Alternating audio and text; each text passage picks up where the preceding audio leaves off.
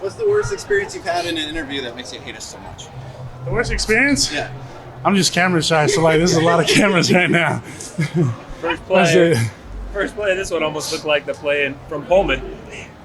I know. What was it like to just get in the middle of a play right off the bat like that and kind of start off with a strong statement?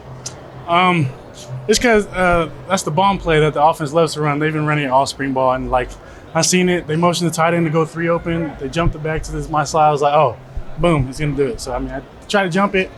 If I didn't have the elbow brace, I would have had flexibility to catch it. But no excuses. I got to catch it. But it was a fun experience. Is that just where you guys are at in the spring at this point now? Does both sides know what they're doing pretty much every play? Oh yeah, for sure. The O-line knows where our stunts are coming from. The back end, even the front, the D-line, we know their checks, like inside runs, outside runs, counters, all that. How quickly would something like that come together for you, like three years ago? Of just like seeing this play, identifying this play, jumping on it, and man, it would have taken probably a couple months. I mean, I would have been more worried about doing my job than what play they can run. Yeah. I feel like you guys up front maybe set the tone in this game a little bit. And kind of maybe what was that tone meant to be?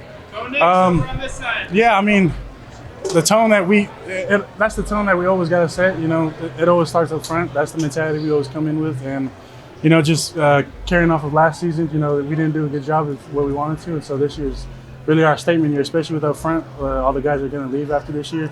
You know, it's our last year to show out, so it's time to show out. What was it like having you on one side and Jordan on the other, rushing the passer and all that stuff? You kind of get a sense of what that might be like come fall?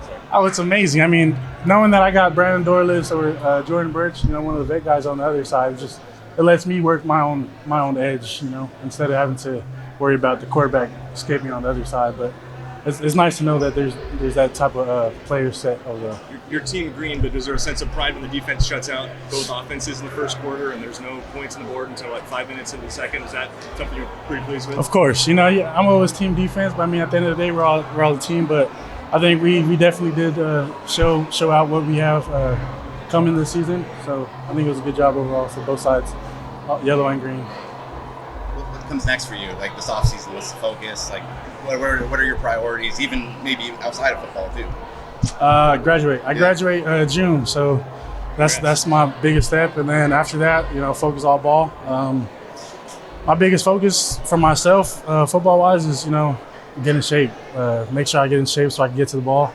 You know, watching league players. I've been watching Michael Parsons a lot lately. You know, he's always getting to the ball. Whether the ball's going to the field and he starts at the boundary, he's always going to get to the ball regardless. And even if he doesn't make the play, he's always going to be there just in case something does happen, you know? Right. So that's my mentality. How did you kind of identify him as somebody to, like, I want to watch a bunch? Just watching a whole bunch of tape, and then just seeing different players. But, you know, I feel like Mike Parsons is a good person for me to view, just because I know that that's a skill set that I can put into my game this season, is getting to the ball, and that'll help the defense and myself as well.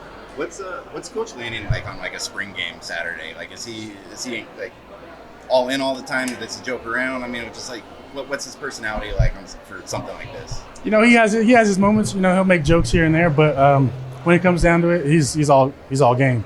I know after one drive, yellow defense was coming on, and Taki, my roommate's on the yellow team, and I tried to run over to give him a hug or just mess around with him, and Coach Lanning, all I hear is Coach Lanning's like, Mase, no, get to the other sideline. Ah, damn, that's my roommate, but you know, it's all business when we're on the field, but now I could go give my roommate a hug. How much respect do you have for Ty? I know he started off really, really tough, but finished really strong, and obviously on defense, but as you said earlier, on the same team. Was that something that was encouraging to see him respond to that?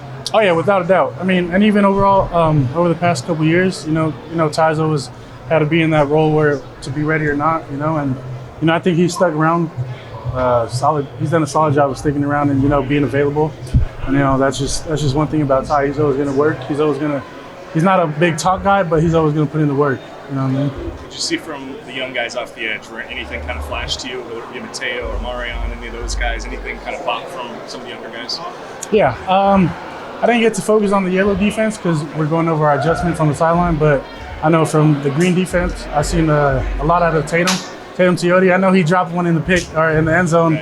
Could have been a pick, but he's going to be a great player. Him and Mateo, I think, are going to be great players to watch here at Oregon for the next few years. Overall for this defense, what do you think is the biggest jump you guys need to make before the season starts in the fall? Say that again. What do you think the biggest jump you guys can make before the season starts in fall? I think conditioning-wise for the whole front, like I mentioned before, getting to the ball, that's just going to be our biggest jump. We got to make sure get all of us up front in shape so that we could get to the ball after the ball's thrown, or even just perimeter plays, get to the ball.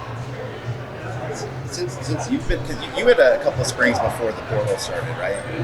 How has that changed like the dynamics of the locker room at all? Even just like, there's some people that are trying to put good film on tape during spring or show out during the spring game. Like what's the locker room feel like in that kind of world?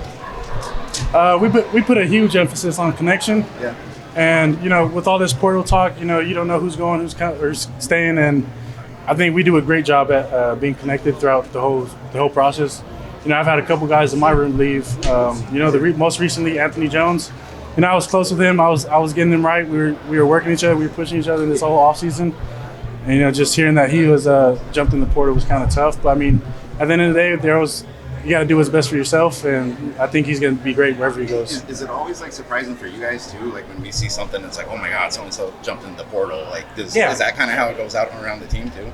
I mean, you have a few cases where there's guys that will come up and tell you that they're going to, hit the portal. But I mean, at the end of the day, my own observation is, they're going to do what's best for them. But they're going to do great.